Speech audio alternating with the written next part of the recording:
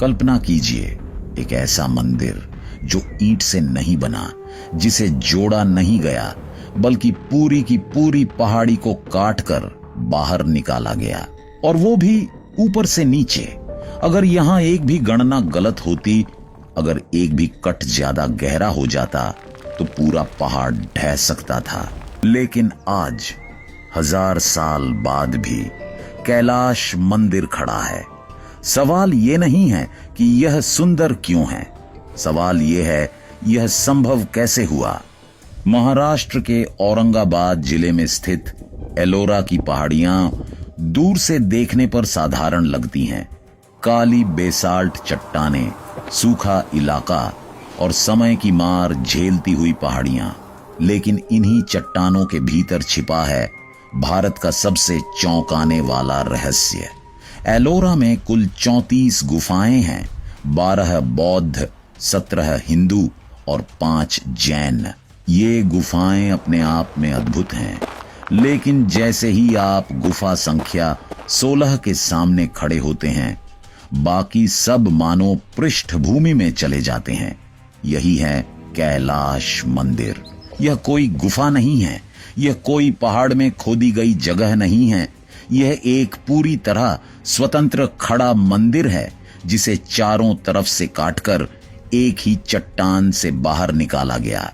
ऊपर शिखर, नीचे गर्भगृह, बीच में मंडप, नंदी, स्तंभ, सीढ़ियां, सब कुछ एक ही पत्थर में।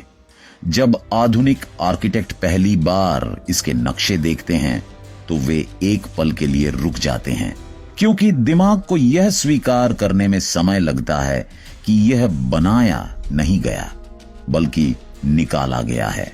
यहां कोई जोड़ नहीं दिखता, कोई मरम्मत की रेखा नहीं। सब कुछ एक सतत प्रवाह जैसा है, जैसे मंदिर पहले से पत्थर के भीतर मौजूद था और कारीगरों ने बस फालतू चट्टान हटा दी। यहीं से पहला झटका लगता है। अगर यह एक ही चट्टान है, तो इसे शुरू कहां से किया गया होगा, नीचे से या ऊपर से? और यही सवाल हमें अगले रहस्य की ओर ले जाता है।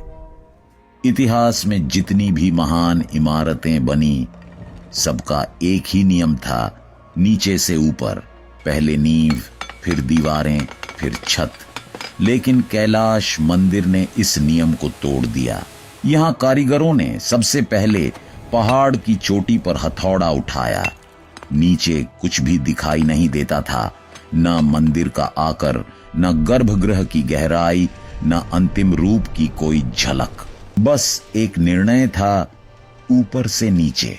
यह फैसला अपने आप में जानलेवा था, क्योंकि नीचे से ऊपर बनाते समय गलती सुधारी जा सकती है, लेकिन ऊपर से नीचे काटते समय गलती का मतलब होता है पूरा ढांचा खत्म।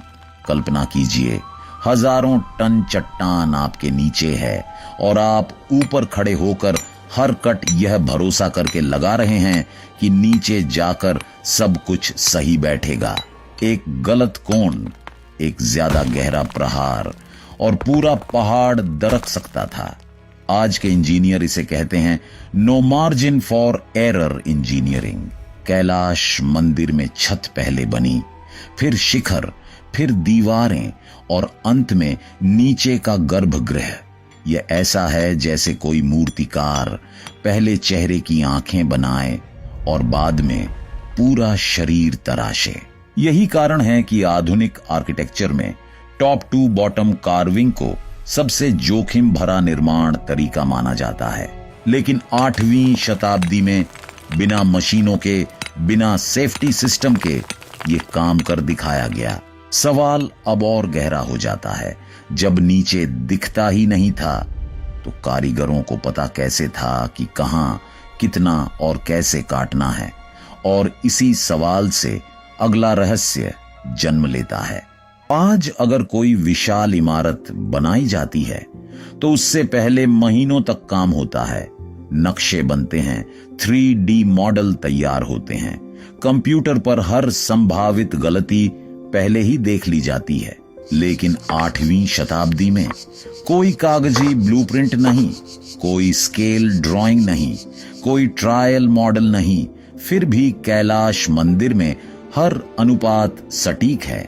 गर्भगृह की ऊंचाई, मंडप की चौड़ाई, स्तंभों की दूरी, सब कुछ ऐसे मेल खाता है जैसे किसी आधुनिक इंजीनियर ने पहले से सब गणना कर रखी हो। यहाँ सबसे हैरान करने वाली बात यह है कि टॉप टू बॉटम कार्विंग में आप नीचे जाकर नाप नहीं सकते, आप अनुमान पर काम नहीं कर सकते। तो सवाल उठता है, क्या कारीगरों के पास पूरे मंदिर की मानसिक तस्वीर थी? कुछ इतिहासकार मानते हैं कि मंदिर का पूरा डिजाइन पहले मानसिक गणना में तैयार किया गया था। हर स्तर, हर कट, हर गहराई, सब कुछ स्मृति में। यह वही परंपरा थी जहां ज्ञान किताबों में नहीं, गुरु से शिष्य की स्मृति में चलता था। आधुनिक वैज्ञानिक इसे कहते हैं special intelligence at an extreme level. आज हम बिना ड्राइंग एक साधारण घर बनाने से डरते हैं, लेकिन एलोरा के कारीगरों ने पूरे पहाड़ को ही अपना कैनवास बना लिया। और सबसे खतरनाक बात, अगर शुरुआत में की गई कोई भी गणना गलत होती तो गलती सुधारने का कोई दूसरा मौका नहीं था। यहीं से यह निर्माण सिर्फ कला नहीं, मानव मस्तिष्क की एक सीमा परीक्षा बन जाता है।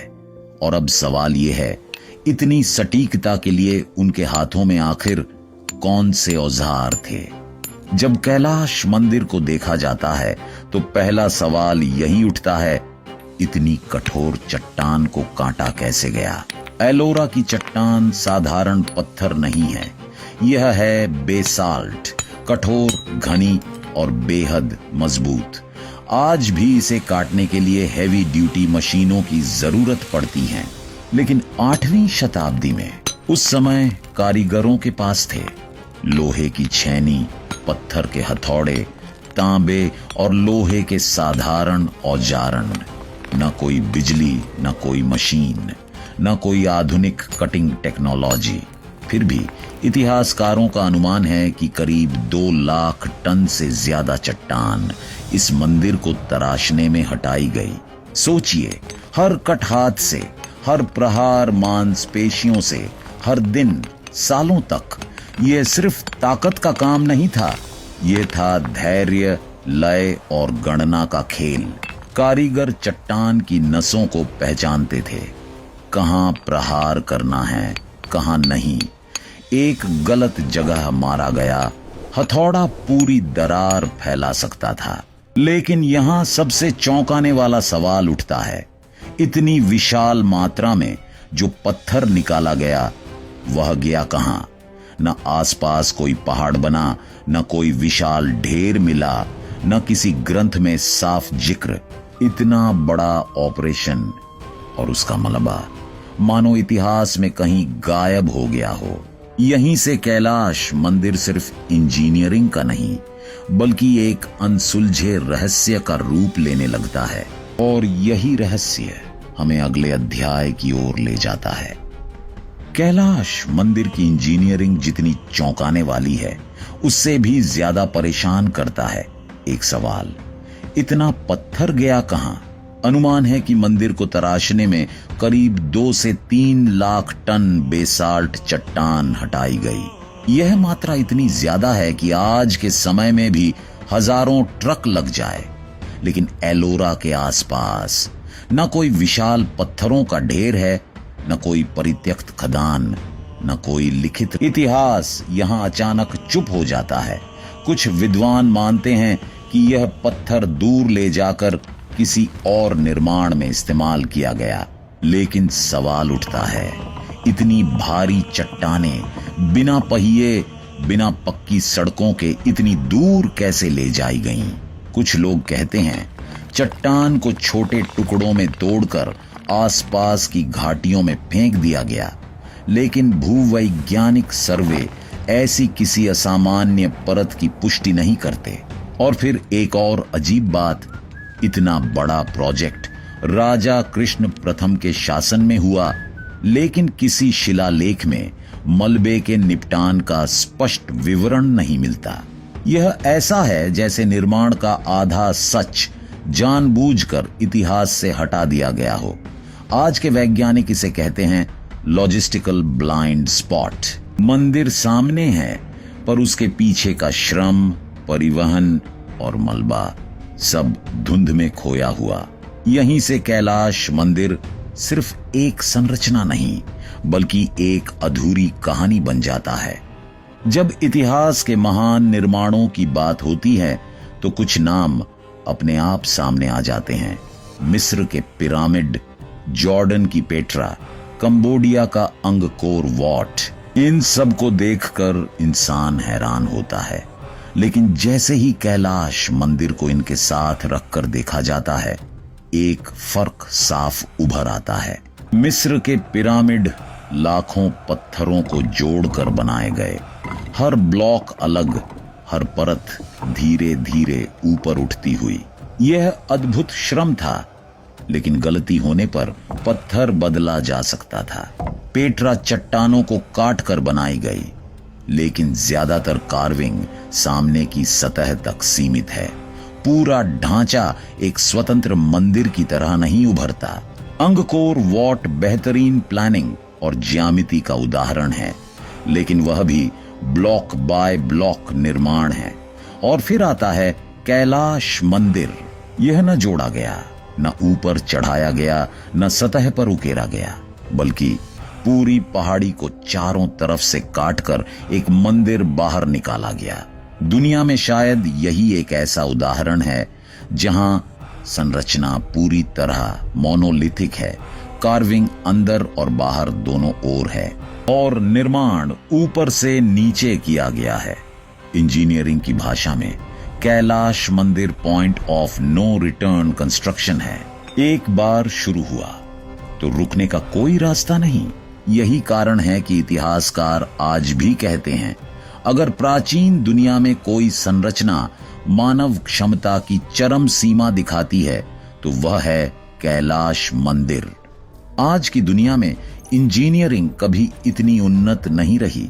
Laser scanning, AI based structural analysis, robotic cutting, सब कुछ मौजूद है। फिर भी जब आधुनिक इंजीनियर कैलाश मंदिर को देखते हैं तो वे एक शब्द बार बार दोहराते हैं, एक्सट्रीमली हाई रिस्क। आज अगर यही मंदिर बनाना हो तो सबसे पहले पहाड़ को छोटे छोटे हिस्सों में काटा जाएगा। हर स्तर पर सपोर्ट स्ट्रक्चर्स लगाए जाएंगे। हर कट के बाद सेंसर से जांच होगी, लेकिन कैलाश में कोई टेम्परेरी सपोर्ट नहीं, कोई स्ट्रेस मॉनिटरिंग नहीं, कोई सेकंड अटेम्प्ट नहीं। टॉप टू बॉटम कार्विंग में सबसे बड़ा डर होता है स्ट्रक्चरल कोलैप्स। ऊपर से हटाया गया भार नीचे के संतुलन को बदल देता है। आज भी इस तरह का काम बिना रीइंफोर्समेंट लगभग असंभव माना जाता है। इसीलिए कई मॉडर्न एक्सपर्ट्स मानते हैं, अगर आज यह प्रोजेक्ट शुरू किया जाए तो इसे एक्सपेरिमेंटल कहा जाएगा, ना कि रूटीन कंस्ट्रक्शन। और सबसे बड़ा झटका, कैलाश मंदिर भूकंप, बारिश और समय तीनों झेल चुका है। 1000 साल बाद भी उसका संतुलन जस का तस है। यह बात आधुनिक विज्ञान को असहज कर देती है, क्योंकि सवाल उठता है, क्या हमने तकनीक में तरक्की की है या हमने सिर्फ सुरक्षित रास्ते चुनना सीख लिया है? जब कैलाश मंदिर की गणनाएं, औजार और तकनीकें आधुनिक विज्ञान को भी असहज कर देती हैं, तो एक सवाल अपने आप उठता है, क्या यह सिर्फ इंजीनियरिंग थी? इतिहास हमें बताता है कि प्राचीन भारत में निर्माण सिर्फ तकनीकी प्रक्रिया नहीं था, यह एक दर्शन था। कारीगर सिर्फ पत्थर नहीं काट रहे थे, वे पहले मन में पूरे मंदिर को देख रहे थे। शिल्पशास्त्र और वास्तुशास्त्र में इसे कहा गया मानसिक प्रतिरूप, मेंटल ब्लूप्रिंट। कैलाश मंदिर में गणित है, समरूपता है, लेकिन साथ ही एक गहरी प्रतीकात्मकता भी है। पूरा मंदिर भगवान शिव के कैलाश पर्वत का रूप है। ऊपर शिखर, नीचे धरती और बीच में मानव और देव का संगम। कुछ विद्वान मानते हैं कि इस तरह की संरचना केवल नाप तौल से नहीं बन सकती। इसके लिए चाहिए था पीढ़ियों का अनुभव, गुरु शिष्य परंपरा और एक ऐसा समाज जो समय को दुश्मन नहीं सहयोगी मानता था। आज हम पूछते हैं, इसे कितने साल लगे? लेकिन शायद उस समय सवाल यह नहीं था, शायद सवाल था, इसे सही कैसे बनाया जाए। कैलाश मंदिर हमें यह याद दिलाता है कि प्राचीन ज्ञान हमेशा कमजोर नहीं होता। कभी कभी वह इतना परिपक्व होता है कि हम उसे समझ ही नहीं पाते। और यहीं से अंतिम अध्याय की नींव पड़ती है, जहां रहस्य नहीं बल्कि एक आईना हमारा इंतजार कर रहा है। कैलाश मंदिर सिर्फ अतीत की कहानी नहीं है, यह भविष्य के लिए एक सवाल है। यह हमें याद दिलाता है कि मानव क्षमता केवल तकनीक से नहीं, दृष्टि, धैर्य और साहस से भी बनती है। शायद हम आज ज्यादा सुरक्षित हैं, ज्यादा तेज हैं, लेकिन क्या हम उतने ही निडर हैं? कैलाश मंदिर खड़ा है, मानो समय से पूछ रहा हो, क्या प्रगति हमेशा आगे जाना है या कभी कभी पीछे देखकर समझना भी? कुछ रहस्य सुलझाने के लिए नहीं होते, वे हमें हमारी सीमाएं दिखाने आते हैं। अगर आपको लगता है कि इतिहास में अभी भी ऐसे रहस्य छुपे हैं, तो इस वीडियो को लाइक करें, शेयर करें और ऐसे ही डॉक्यूमेंट्री कंटेंट के लिए चैनल को सब्सक्राइब जरूर करें। मिलते हैं अगले वीडियो में। धन्यवाद।